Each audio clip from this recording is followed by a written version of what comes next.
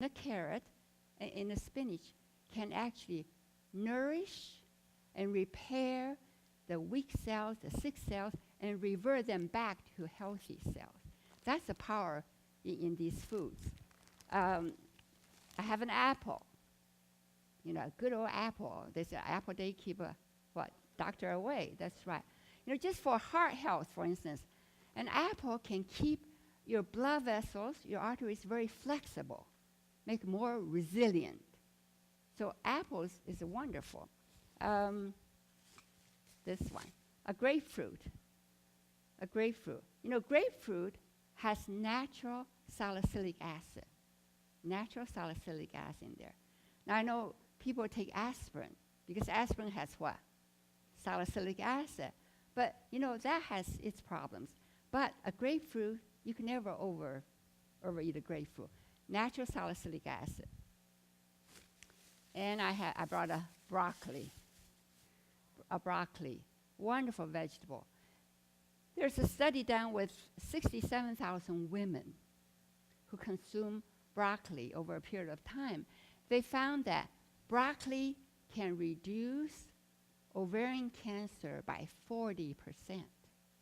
By 40%. It's powerful. What I'm talking about really is not just broccoli. Brussels sprouts, cauliflower, cabbage, leeks, onions, garlic, all these foods, what I call them are real foods or whole foods. Because the more whole foods, unprocessed they are, the more nutrients, healing nutrients they have. And so for a good, healthy diet to prevent these killer diseases, I would recommend that we sort of begin to shift our emphasis more toward this type of foods. This type of food, and I'll talk more in detail this afternoon, this type of foods can reverse even advanced heart diseases. This type of foods can lower blood pressure naturally. And this food can keep the weight normal. And for diabetics, this type of food can help diabetics get off their medications and actually reverse diabetes. We've seen so many cases like this. It's wonderful. No more diabetes. Also, people with even cancer, this type of food can reverse that as well. So there's so much power in food. There's a saying, many of you know, Hippocrates said what? Let food be your medicine, and let medicine be your food. There's lots of power in there. So I hope that, that we will all use our chopsticks, forks, spoons wisely. I think we might have a few minutes for questions. A microphone. Someone have a microphone?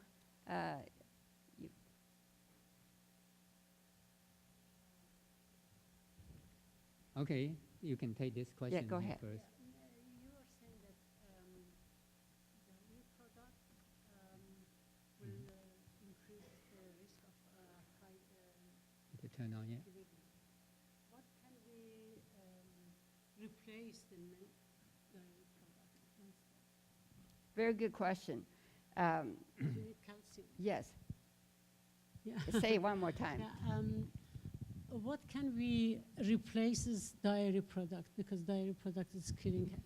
Right. It's a very good question. Dairy products. Everybody says drink milk and drink your milk for your bones, for everything else. Very good question. Now we know that, and we're happy. Let me say it this way: there are so much calcium. For instance, in the broccoli. I think we mentioned last night, in the broccoli.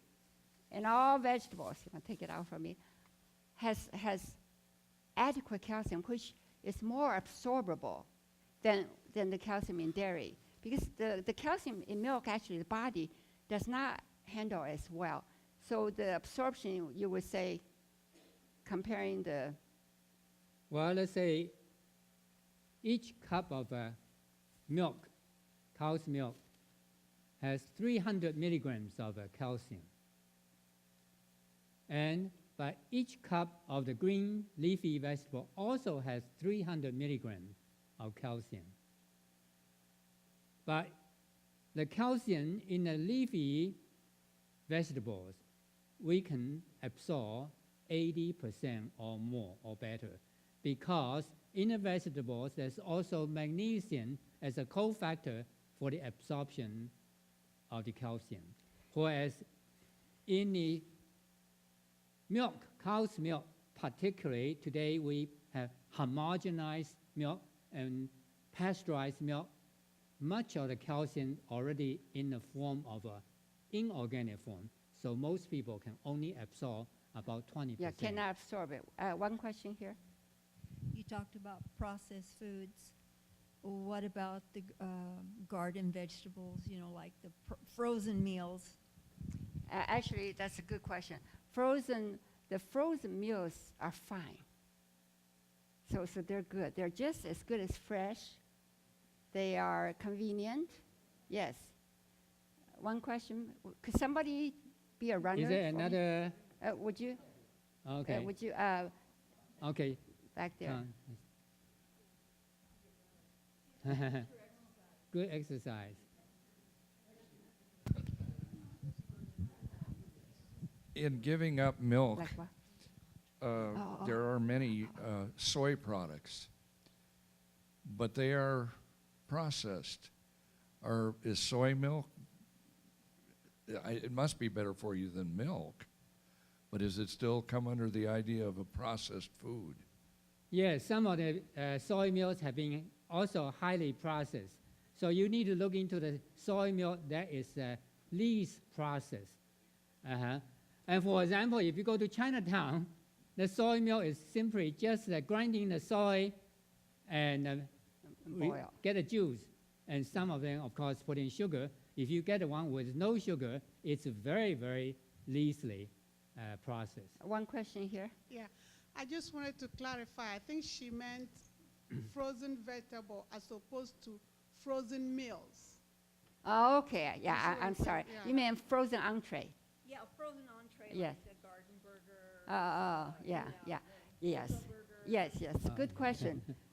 You know, the frozen entrees, the vegetarian ones, vegetarian ones, actually, they are nice to use as a transitional item.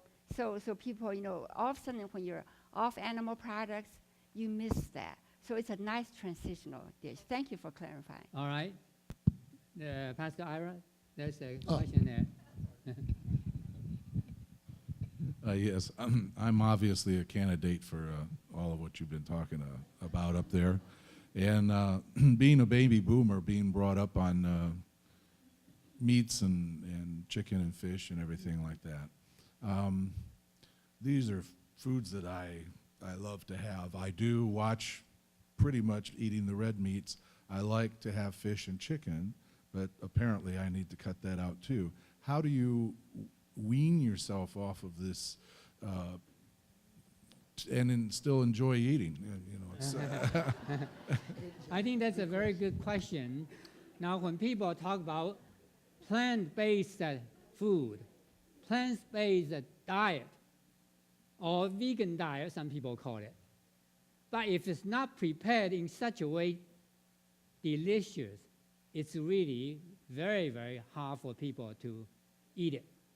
So I think we need to emphasize, hopefully, this church here will look into this matter. If we promote plant-based diet, we need to make it really as delicious as possible. I think back to your question is we can begin to incorporate some of these healthier foods and gradually reduce your other ones. It takes time too. Okay. Habits are hard to. And one more thing I just wanted to ask. I was told that blueberries and sweet potato is very good to replace other potatoes. Is that correct? Yes, That's right. Yes. talking you about answer. potatoes, you know, the hot, the fried, the couch, and the hot potatoes. Among those, well, this afternoon I'll talk more about potatoes too. But yams, yes, and blueberries are excellent foods. Oh, here's a question. How much vitamin C should you eat a day? How much what? Vitamin C should you eat a day? You know, for you, Kira, if you eat one orange, one bell pepper, red pepper, one tomato would be wonderful. Thank you for the question. What is a good source of vegetarian protein? Vegetarian protein, good question. I will talk more about that this afternoon. But as a general term, in this country, we're way too much protein. But the vegetarian source, actually protein is in all foods. But beans as a class would be very excellent source. Okay, yeah. Soup cooked with bones, for instance, and then take the oil off, and whether that's healthy. It's a good starting point because you want the flavor in there, right? Yeah, the flavor is still there in